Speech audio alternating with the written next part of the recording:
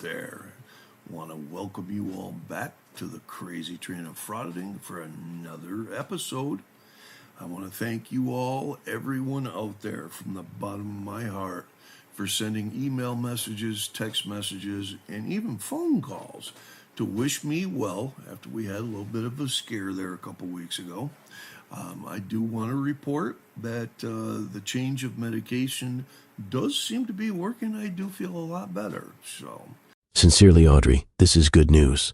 I do send my best wishes for your continued improvement concerning your health. I know I keep promising y'all videos on Big Mike audits, and I am free Inland Audits Media, I think it is. And I know some of you are starting to think that I break my promises, but I really don't, folks. Like I said, I found a couple more charges on I am free Inland Audits. So I want to make sure I get the records on those so I can expose everything that I can find. And when it comes to Big Mike audits, I want to make 100% sure I have the right guy.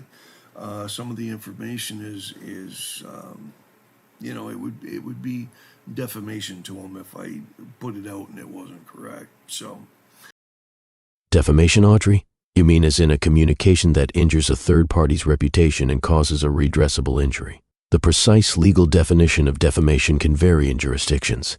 Defamation is not necessarily restricted to making assertions that are falsifiable and can extend to concepts that are more abstract than reputation, like dignity and honor.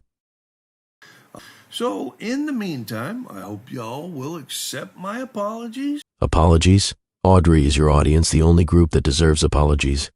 I will share some thoughts on that in a minute, so let's continue. And I'm going to give you the 9th installment of Citizens Fed Up with Frauditors, and is playing to the very old classic tune from Alice Cooper, named You Can Go to Hell. Now this is cute. I don't think I've seen this disclaimer or notice before in your content, but let us move on. And actually, ladies and gentlemen, listen to the words when he's singing. They kind of fit. They kind of fit with this crowd that we're against. So, y'all enjoy now. This crowd that we're against? Exactly what is the definition of this crowd, Audrey? Let's move to what I feel are statements that you've made that might need an apology. This clip is from the conclusion of, I have to refute some lies that the angry vet told in his comment on my last video. Don't miss this. So Scars seems to be good to go. I'm surprised he didn't attack me for running down his organization. Did Kevin know that it was approved? Or do I have the wrong organization?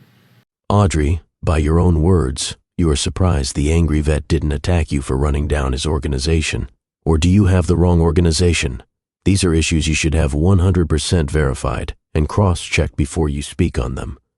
I find it shameful that I need to point that out to you. Maybe in this instance the angry vet is the bigger man. This next clip is from Central Tyrant Investigations Gets Completely Exposed Today. So let's listen to your statements here, and then we will review. To make sure that I have the right criminal history of the right guy.